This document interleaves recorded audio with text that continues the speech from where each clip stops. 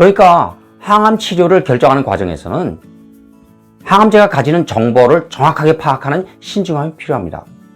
심장마비는 목숨이 경각에 달린 긴급성이 필요하잖아요. 그런데 이거는 신중하게 판단해도 되는 만성질환입니다.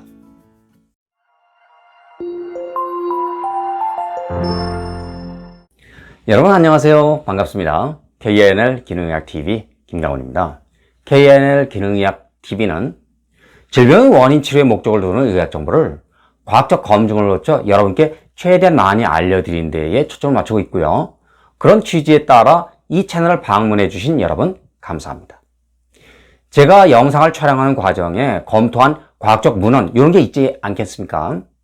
그런 것들은 관련 링크를 이 아래 설명란 여기에 남겨드릴 테니까요. 관심이 있는 분들은 살펴보시기 바랍니다. 지난 시간에 이어서 항암제에 대해 내성, 항암제로 인한 이참 발생 문제, 그리고 항암제와 발암물질 관계 이런 것들을 다뤄보려고 하거든요. 궁금하시면 영상을 집중해서 보세요. 그리고 이 영상을 보시고 나서 영상이 도움이 되었다 이렇게 생각하시면 좋아요를, 다른 정보도 궁금하시면 구독을 눌러주세요. 물론 알림 설정까지 해두신다면 제가 영상을 올리는 즉시 확인할 수 있으니까 편리하실 겁니다. 구독은 무료입니다.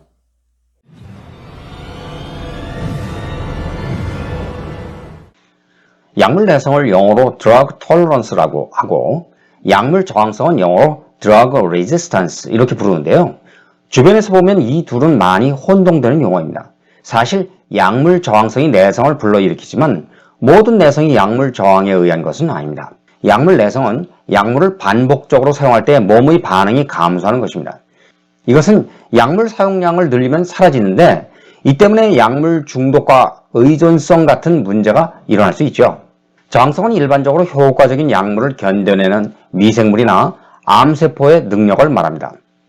이 그림을 한번 볼까요? 이 그림은 왼쪽 그림은 drug resistance bacteria 이렇게 되어 있죠. 약물 저항성을 가지는 박테리아가 증식하는 과정을 보여주고요. 오른쪽 이 그림은 뭔가 경고가 나와 있죠. 마약이나 이런 의존성 약물 같은 거에 오남용을 경고하는 그런 그림입니다. 보통 항생제 내성을 말하기도 하는데 이건 사실 대부분 항생제가 가지는 저항성이라고 하는 게 정확한 표현이죠. 병원체에 감염되었을 때 적응력을 높이기 위한 내성, 저항성 이런 두 가지 유형의 방어 메커니즘을 발전시킬 수 있습니다. 두 방어 기제는 병리학적, 역학적 영역이 다르기 때문에 효율적 치료를 하기 위해 구별하는 게 중요하죠. 항암제에 대한 암세포의 저항성은 개인의 유전적 차이 등 다양한 요인이 있습니다. 화학요법에 의해 사멸하지 않은 암세포 중 일부가 돌연변이하여 약물의 저항성을 가지고 일단 증식하면 이런 저항성 세포가 더 많아질 수 있죠. 특정 항암제 저항성을 가진 암세포 중에는 약물을 빠르게 배출하는 경우도 있고 세포벽을 가로질러 약물을 운반하는 단백질이 작동을 멈추는 일도 있습니다.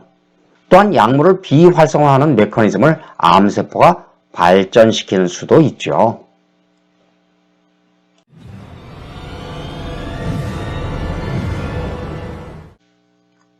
이차암은 재발암과 다릅니다.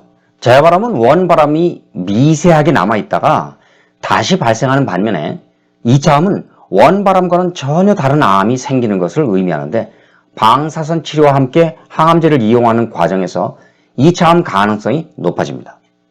이차암은 어떤 항암제가 발암물질로 작용한다는 점과도 밀접한 관련이 있습니다. 누가 이차암에 걸릴지 예측하는 것은 불가능하지만 암 치료를 받으면 이차암에 걸릴 가능성이 높아지고 유전, 생활습관 등이 연관이 있음을 알 수 있습니다. 자, 여기 그림을 보면 이거는 암세포죠. 암세포가 여기가 혈관을 의미하는 것 같네요.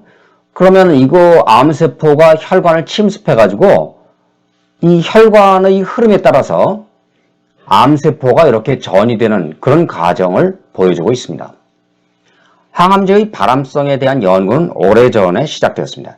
약 37개의 항암제가 항암치료 생존자에게 2차 암을 유발한다는 연구가 있는데 화학요법이 항암제의 발암성을 억제하는 새로운 방법을 개발해 상당한 진전을 이루었다고 하네요. 따라서 화학요법을 사용해야 할 때는 항암제와 관련한 다양한 정보를 알아보고 판단해야 할 것 같습니다.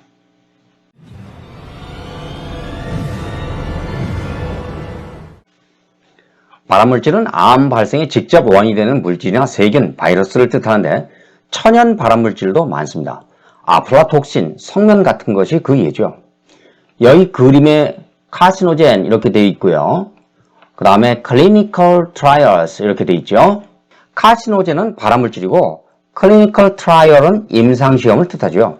그런데 발암물질 중에서 우리가 관심을 가지는 것은 항암제입니다. 항암제는 암을 치료함과 동시에 그 중에는 새로운 암을 생기게 만들 수도 있는 양면성을 가지고 있습니다. 발암물질 분류와 등재에는 세계보건기구 WHO라고 하죠. 그 산하에 있는 IARC라는 국제암연구소에서 나온 자료가 있습니다. 그 자료는 커뮤니티에 올려놓겠습니다. 그런데 자료를 검색해보면 다양한 항암제가 발암물질로 분류되어 있음을 알 수 있습니다. 그래서 안전성이 높은 기존 약품 중에 항암성을 가진 약품이 있으면 저는 더욱 안전성과 경제성을 염두에 둔 항암제 임상시험이 필요하다 이렇게 주장하는 것입니다.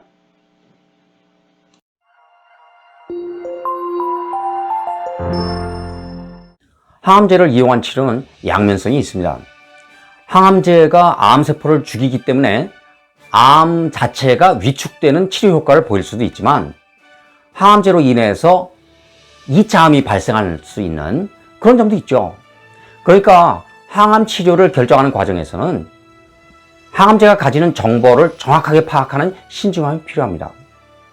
심장마비는 목숨이 경각에 달린 긴급성이 필요하잖아요. 그런데 이거는 신중하게 판단해도 되는 만성질환입니다. KNL 기능의학TV는 여러분 생각이 궁금합니다. 건강에 관한 소중한 의견이나 영상에서 다뤄주기를 원하는 아이디어 이런 게 있으면 이 아래 댓글란 그런 데에 의견을 남겨주시기 바랍니다. 그러면 제가 그 의견을 참고해 자료조사를 통해서 최대한 여러분의 의견을 반영하도록 노력하겠습니다. 이번 시간은 여기서 마칩니다. 여러분 수고하셨습니다. 안녕히 계십시오.